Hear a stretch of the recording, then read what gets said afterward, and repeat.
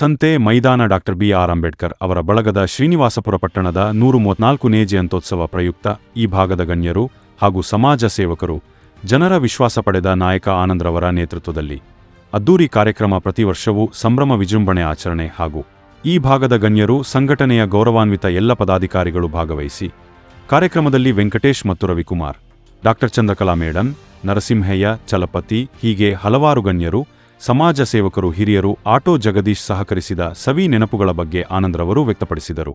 ಅಧಿಕಾರಿ ಡಿ.ಪಿ. ವೆಂಕಟೇಶ್ ರವರು doctor B R. Ambedkar ಅವರ ಸಲಹೆ ಸೂಚನೆಗಳು, ಮಾರ್ಗದರ್ಶನ ವ್ಯಕ್ತಪಡಿಸಿದರು.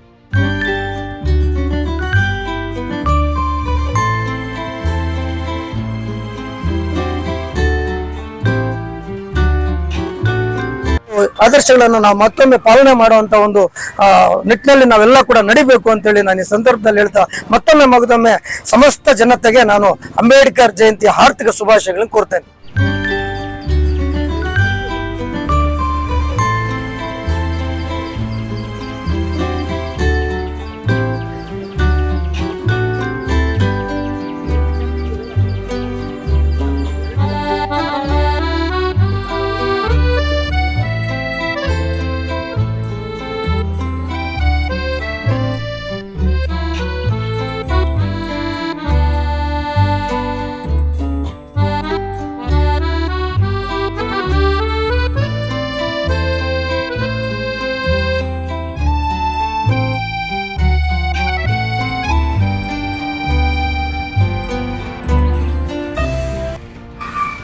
ಆತ್ಮೀಯ ದಲಿತ ಬಂಧುಗಳೇ, ಡಾಕ್ಟರ್ ಬಿ.ಆರ್. ಅಂಬೇಡ್ಕರ್ ಬಾಬಾ ಸಾಹೇಬ್ರವರ 134ನೇ ವರ್ಷ ಜಯಂತಿಯನ್ನ ಕರ್ನಾಟಕ ರಾಜ್ಯಾದ್ಯಂತ ಅಥವಾ ದೇಶಾದ್ಯಂತ ಅದ್ದೂರಿಯಾಗಿ ಆಚರಿಸ್ತದೆ.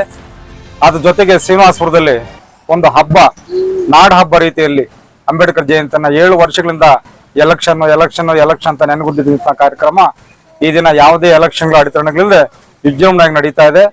ಎಲ್ಲಾ ಪಂಚಾಯತ್ಗಳಿಂದ ಪಲ್ಲಕ್ಕಿಗಳು ಸೇರಿ ಜೊತೆಗೆ ಎಲ್ಲಾ ಸಮುದಾಯಗಳು ಸೇರಿ ಈ ದಿನ ಅಂಬೇಡ್ಕರ್ ಜಯಂತಿ ಆಚರಣೆ ಮಾಡ್ತಾ ಇದ್ದೇವೆ. ಜೊತೆಗೆ ವಿಶೇಷವಾಗಿ ಏನಪ್ಪಾ ಅಂದ್ರೆ ಇದೇ ಪ್ರಥಮ ಬಾರಿಗೆ ಅಂಬೇಡ್ಕರ್ ಜಯಂತಿಗೆ ರಜಾ ಕೊಟ್ಟಿರುವಂತದ್ದು. ಅದನ್ನ ಬಿಜೆಪಿ ಸರ್ಕಾರ, ಯಾವುದೇ ಸರ್ಕಾರ ಆಗ್ಲಿ, ಮೋದಿ ಅವರಿಗೆ ಅಭಿನಂದನೆಗಳು ಸಲ್ಲಿಸ್ತಾ ಇದ್ದೇವೆ. ಎಲ್ಲಾ ಜಯಂತಿಗಳು ರಜಾ ಇತ್ತು, ಆದ್ರೆ ಅಂಬೇಡ್ಕರ್ ಜಯಂತಿ ರಜಾ ಇರ್ತಾ ಇರ್ಲಿಲ್ಲ. ಈ ದಿನ ಅದನ್ನು ಕೂಡ ರಜಾ ಘೋಷಣೆ ಮಾಡಿ ಅಂಬೇಡ್ಕರ್ ಜಯಂತಿನ ಒಂದು ಉನ್ನತಮ, ಅಂಬೇಡ್ಕರ್ ಅಂದ್ರೆ ಒಂದು ಮಹಾ ಚರಿತ್ರೆ, ಮಹಾನ್ವಾದಿ, ಮಹಾನ್ ಆಡಳಿತವಾದಿ, ಮಹಾ ಆಲೋಚನಾ ಶಕ್ತಿ ಇರುವಂತವನು, ದೂರದೃಷ್ಟಿ ಉಳ್ಳಿರುವಂತವನು. ನನ್ನ ಹೆಸರು ಆನಂದ್ ಅಂತೇಳಿ, ಸಂತೆ ಮೈದಾನ. ನಾವು ಸುಮಾರು ವರ್ಷಗಳಿಂದ ಸಂತೆ ಮೈದಾನದಲ್ಲಿ ನೆಲೆಸ್ತಾ ಈ ಒಂದು ಪ್ರದೇಶದಲ್ಲಿ ನಮಗೆ ಮೊದಲಿಗೆ ಹಕ್ಕುಪತ್ರಗಳಿಲ್ಲ. ಆ ಟೈಮಲ್ಲಿ ಒಂದು ದೊಡ್ಡ ಹೋರಾಟ ಮಾಡಿ ಹಕ್ಕುಪತ್ರ ಸಿಕ್ತು. ಅದೇ ಟೈಮಲ್ಲಿ ನಮಗೆ ಅಂಬೇಡ್ಕರ್ ಒಂದು ಜಾಗ ಬೇಕು ಅಂತ ಯೋಚನೆ ಮಾಡ್ತಾ ಇದ್ದಾಗ ನಮ್ಮ ಜಗ್ಗು ಅವರ ಮಿಸ್ಸಸ್ ಅಧ್ಯಕ್ಷರಾಗಿರೋ ಟೈಮಲ್ಲಿ ಒಂದು ಲೆಟರ್ ಕೊಟ್ಟಿದ ತಕ್ಷಣ ಇಮಿಡಿಯೇಟ್ಲಿ ಒಂದು ರೆಸ್ಪಾನ್ಸ್ ಆಗಿ ಇಲ್ಲ ಆಯ್ತಪ್ಪ ಮಾಡ್ಕೊಡ್ಬೋದು ಅಂತ ಹೇಳಿ ಒಂದು ಅವಕಾಶ ಕೊಟ್ಟರು. ಅದೇ ರೀತಿಯಾಗಿ ಪ್ರತಿ ವರ್ಷ ಇದೇ ರೀತಿಯಾಗಿ ನಾವು ಒಂದು ಅಂಬೇಡ್ಕರ್ ಜಯಂತಿ ಒಂದು ವಿಜೃಂಭಣೆಗೆ ಮಾಡ್ತಾ ಇದೀವಿ.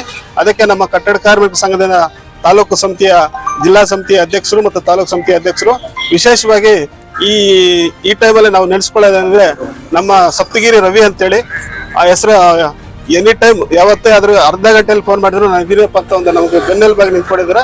ಹಾಗಾಗಿ ಅವ್ರಿಗೆ ಈ ಕಾರ್ಯಕ್ರಮಕ್ಕೆ ವಿಶೇಷವಾಗಿ ಸ್ವಾಗತ ಕೋರ್ತಾ ನಾವು ಇಲ್ಲಿ ಪ್ರತಿ ವರ್ಷ ಇದೇ ರೀತಿ ಮಾಡಿ ಮುಂದಿನ ದಿನಗಳಲ್ಲಿ ನಮಗೆ ಒಂದು ಸ್ಟ್ಯಾಚ್ಯೂ ಇಕ್ಕಿ ಜೀವನ ಪೂರ್ತಿ ಶ್ರಮಿಸಿದಂತ ಏಕೈಕ ವ್ಯಕ್ತಿ ಅಂದ್ರೆ ಡಾಕ್ಟರ್ ಬಿ.ಆರ್. ಅಂಬೇಡ್ಕರ್ ಅವರು.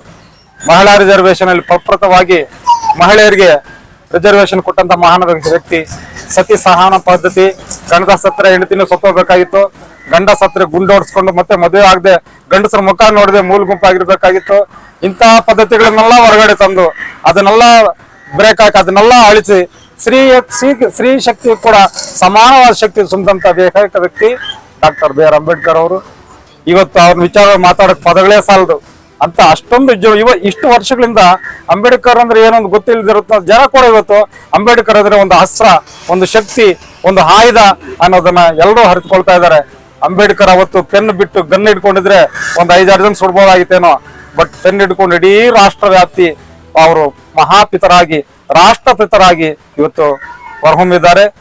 ಅಂತ ಅಂಬೇಡ್ಕರ್ ಅವ್ರ ಜಯಂತಿಯನ್ನು ಆಚರಣೆ ಮಾಡೋದಕ್ಕೆ ನಾವು ಕೂಡ ಪುಣ್ಯವಂತರು, ಭಾಗ್ಯವಂತರು ಅಂತ ಹೇಳ್ತಾ ನನ್ನ ಮಾತು ಮುಗಿಸ್ತಾ. ನನ್ನ ಹೆಸರು ಜಗದೀಶ್ ಯಾದವ್ ಅಂದ್ಬಿಟ್ಟು ಸಮಸ್ತ ಜನತೆಗೆ ಅಂಬೇಡ್ಕರ್ ಜಯಂತಿ ಹಾರ್ದಿಕ ಶುಭಾಶಯಗಳೊಂದಿಗೆ ಈ ದಿನ ಅಂಬೇಡ್ಕರ್ ಜಯಂತಿಯನ್ನು ಆಚರಣೆ ಮಾಡ್ತಾ ಇರೋದು ಈ ಸಂತೆ ಮೈದಾನದಲ್ಲಿ ಬಹಳ ಸಂತಸ ಆಗ್ತಾ ಇದೆ. ಯಾಕಂತ ಹೇಳಿದ್ರೆ ನಾವು ನಮ್ಮ ಮಿಸಸ್ ಅವರು 2016-17ರಲ್ಲಿ ಮುನ್ಸಿಪಲ್ ಪ್ರೆಸಿಡೆಂಟ್ ಆಗಿದ್ರು. ಆ ಒಂದು ಸಂದರ್ಭದಲ್ಲಿ ಇಲ್ಲಿನ ಎಲ್ಲಾ ಜನರು ಕೂಡ ನಮ್ಮ ಬಳಿ ಬಂದು ಒಂದು ಮನವಿಯನ್ನು ಕೊಟ್ಟಿದ್ರು. ನಾವಿಲ್ಲಿ ಒಂದು ಅಂಬೇಡ್ಕರ್ ಭವನವನ್ನು ಕಟ್ಟಬೇಕು, ತಮ್ಮ ಕಡೆಯಿಂದ ನಮಗೊಂದು ನಿವೇಶನವನ್ನು ಮಂಜೂರು ಮಾಡಿಕೊಡ್ಬೇಕು ಅಂತೇಳಿ ಒಂದು ಮನವಿಯನ್ನು ಕೊಟ್ಟಿದ್ರು. ಈ ಜನತೆಯ ಒಂದು ಮನವಿ ಮೇರೆಗೆ ನಾವು 2017-18ರಲ್ಲಿ ಈ ಒಂದು ನಮ್ಮ ಅಂಬೇಡ್ಕರ್ ಒಂದು ಪುತ್ಥಳಿಯನ್ನ ಸರಳ ರೀತಿಯಲ್ಲಿ ಎಲ್ಲ ಸಮಸ್ತ ಇಲ್ಲಿನ ನಾಗರಿಕರು ಮತ್ತು ಪಟ್ಟಣದ ಎಲ್ಲ ಮುಖಂಡರು ಮತ್ತು ಎಲ್ಲ ಆಗಿನ ಒಂದು ಸದಸ್ಯರ ಒಂದು ನೆರವಿನೊಂದಿಗೆ ನಾವು ಈ ಮಹಾನುಭಾವ ಅಂಬೇಡ್ಕರ್ ಅವರ ಒಂದು ಪುತ್ಥಳಿಯನ್ನ ಈ ಒಂದು ಸ್ಥಳದಲ್ಲಿ ಇಲ್ಲಿ ಈ ಉದ್ಘಾಟನೆ ಮಾಡೋದಕ್ಕೆ ಒಂದು ನೆರವೇರಿಸುವಂತ ಒಂದು ಇದಕ್ಕೆ ಎಲ್ಲರೂ ಸಹಕಾರ ಕೊಟ್ಟಿದ್ರು. ನಾನು ಏನು ಈಗಿನ ಸರ್ಕಾರಕ್ಕಾಗ್ಬೋದು, ಈಗಿನ ಇಲ್ಲಿನ ಜನಪ್ರತಿನಿಧಿಗಾಗ್ಬೋದು ಒಂದು ಒತ್ತಾಯ ಮಾಡ್ತೀನಿ. ಈ ಒಂದು ಸ್ಥಳದಲ್ಲಿ ಆಗ ಹಾಕಿರ್ತಕ್ಕಂಥ ಒಂದು ಅಡಿಪಾಯಕ್ಕೆ ಒಂದು ಭವನವನ್ನು ಕಟ್ಟೋದಕ್ಕೆ ಎಲ್ಲರೂ ಕೂಡ ಪ್ರತಿಯೊಬ್ಬರು ಕೂಡ ಜಾತಿ ಮತ ಮತ್ತು ಯಾವುದೇ ಒಂದು ರಾಜಕೀಯ ದುರುದ್ದೇಶ ಬಿಟ್ಟು ಎಲ್ಲರೂ ಕೂಡ ಈ ಒಂದು ಮಹಾನುಭಾವರ ಒಂದು ಭವನವನ್ನು ಕಟ್ಟೋದಕ್ಕೆ ಶ್ರಮ ಪಡಬೇಕು ಅಂತೇಳಿ ನಾನು ಈಗಿನ ಜನಪ್ರತಿನಿಧಿಗಳಲ್ಲಿ ಒತ್ತಾಯ ಮಾಡ್ತಾ ಮತ್ತೊಮ್ಮೆ ಮಗದೊಮ್ಮೆ ನಾನು ಈ ಒಂದು ಸಮುದಾಯ ಮತ್ತು ಇತರೆ ಸಮುದಾಯ ಎಲ್ಲರೂ ಕೂಡ ಈ ಒಂದು ಮಹಾನುಭಾವರು ಬಹಳಷ್ಟು ಒಂದು ಸಂವಿಧಾನದ ನಿಯಮಾವಳಿಗಳನ್ನ ಹಾಕಿಕೊಟ್ಟಿದ್ದಾರೆ. ಅವರ ಒಂದು ನಿಯಮಾವಳಿಗಳನ್ನ ನಾವೆಲ್ಲರೂ ಕೂಡ ಅನುಸರಿಸಿಕೊಂಡು ಅವರ ಒಂದು ಆದರ್ಶವನ್ನ ಅವರ ಒಂದು ಇದೆ. ಹಾಗಾಗಿ ಇದಕ್ಕೆ ಸರ್ಕಾರ ಒಳ್ಳೆ ರೀತಿಯಲ್ಲಿ ಸ್ಪಂದಿಸಬೇಕು ಅಂತ ಹೇಳ್ತಾ ನನ್ನ ಈ 4 ಮಾತನ್ನು ಮುಗಿಸ್ತಾ ಇದ್ದೀನಿ.